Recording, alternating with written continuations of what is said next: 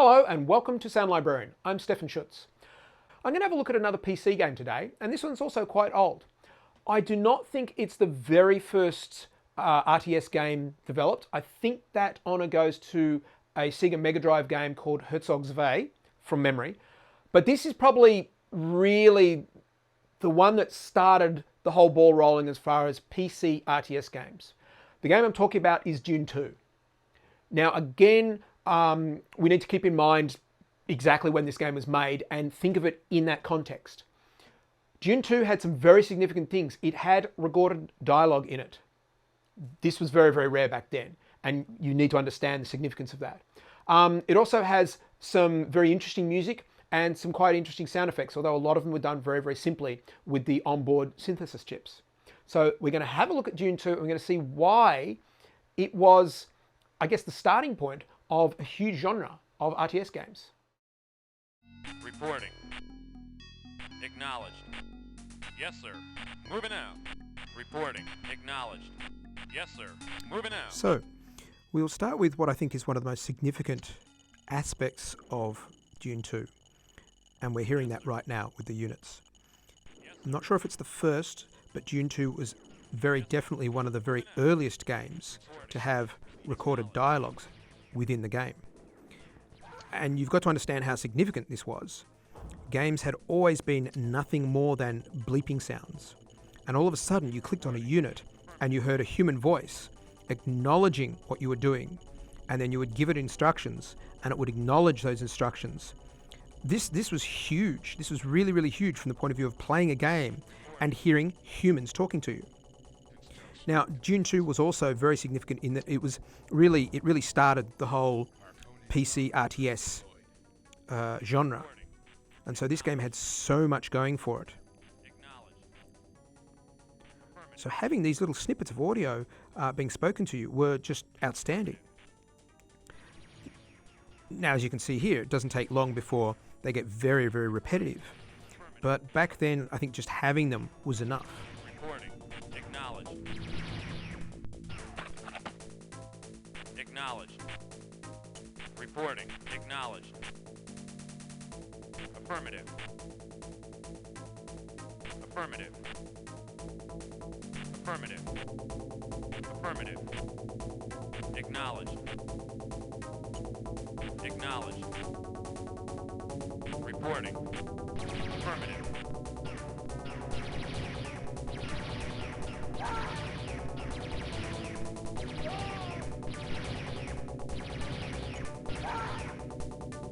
Reporting. Affirmative.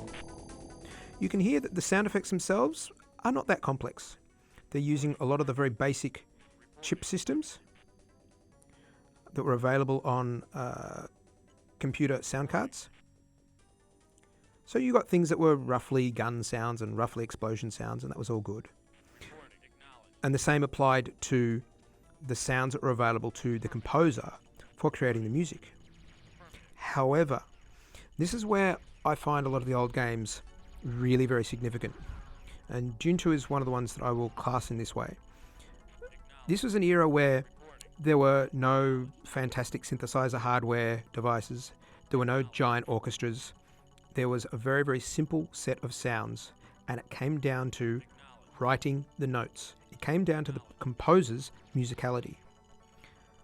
And Dune 2, I think, had really, really excellent music. If you listen to the actual musical side of it rather than the quality of the sounds that have been used to create that music. And there are a couple of other games that I want to look at for exactly that same reason, in that I think this is at a time when composers had a real challenge. They had to try and write something that was going to be evocative and interesting and effective with a very, very limited palette of sounds. And in Dune 2, I think the composer did an outstanding job. Reporting. Acknowledged. Reporting. Reporting. Reporting. Reporting. Construction complete. Affirmative.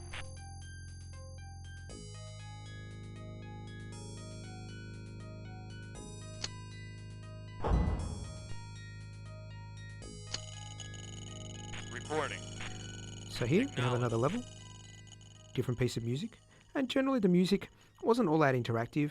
It would cycle backwards and forwards between different pieces, although, as you just heard there, it would generally go from some sort of ambient music. It was generally sort of setting the overall scene, but when you engaged in combat, it would usually ramp up a little bit to a sort of a combat theme.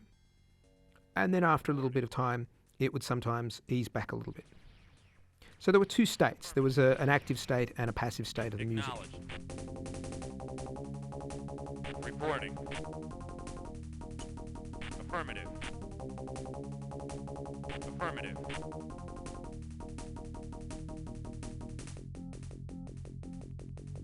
Reporting. Affirmative.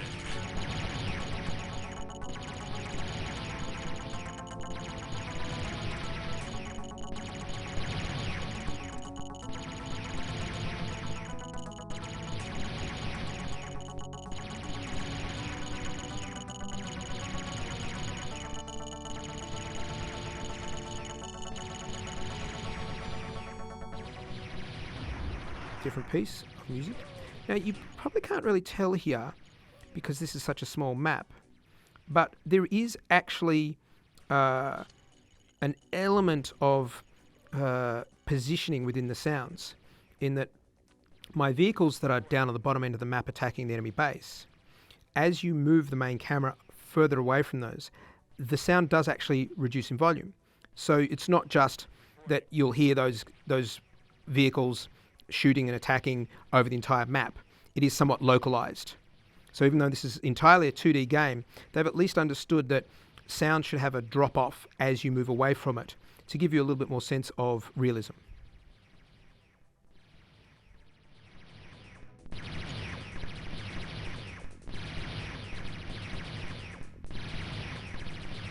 And there's a bit of variation there in the gunshot sounds. Reporting. Affirmative. Not a lot, admittedly. Affirmative.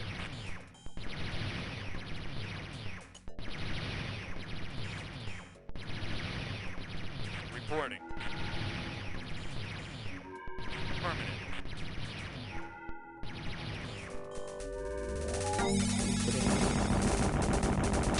So in later levels, and as you discover and research different pieces of technology, of course, you get access to different units. As you uncover things like flying vehicles and tanks, you get appropriate sound effects for them.